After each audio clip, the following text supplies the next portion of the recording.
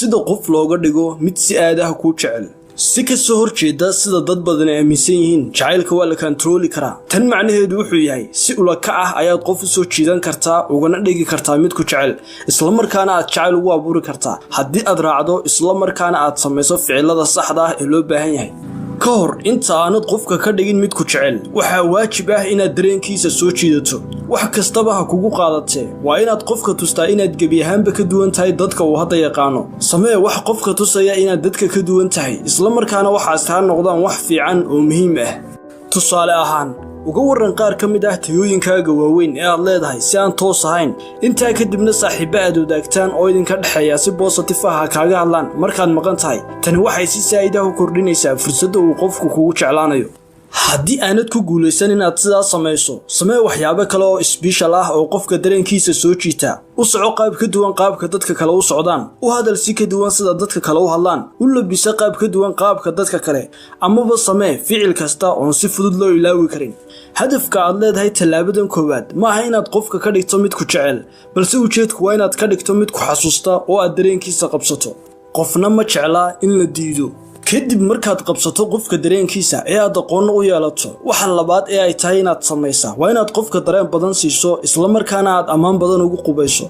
waxyaabahan oo dhan si toos ah u sameyn qofku yaanu u malayn inaad jeceshahay balse u dir dareenno isku dhex jir ah oo uu ku wareero qofka ha tusin inaad tahay qof baahan dareennadaadana si toos ah u soo bandhigin balse sidaa beddelkeeda qofka sii masalooyin yaab leh oo aan la xallin karin qofka maskaxdiisu ha kugu wareerto dhinacay kuu qaadana ha weydo wax badanna ha kaa fikirto ku ammaan qofka meelaha aanu hubin inuu ku fiican yahay balse ha ku ammaanin meelaha uu aadka iskugu kalsoon yahay tusaale ahaan haddii ay gabadhi aad u qurux badan tahay horeba way og tahay inay qurux badan tahay dad kaloo badanna hore way ugu sheegeen sidaa daraaddeed waa inaad ku ammaantaa meelaha aanay hubin inay ku fiican tahay qof kastaaba wuxuu jecel yahay in la taageero isla markaana la dhiirigeliyo tanna waxay qofka ku sababi doontaa inuu kugu soo xidhmo halkaa markaad taagan tahay dib uga gooso jooji inaad qofka dareenba siiso sidoo kalena soo gaaba xidhiidhkii aad la lahayd qofka aad rabto inaad soo jiidataa dareenka uu kaa waayey wuxuu tixgelin doonaa inay tahay diidmo oo kale maadaama aanu qofna jeclayn in la diidana waxaa laga yaabaa inuu bilaabo inuu kaa daba dhaco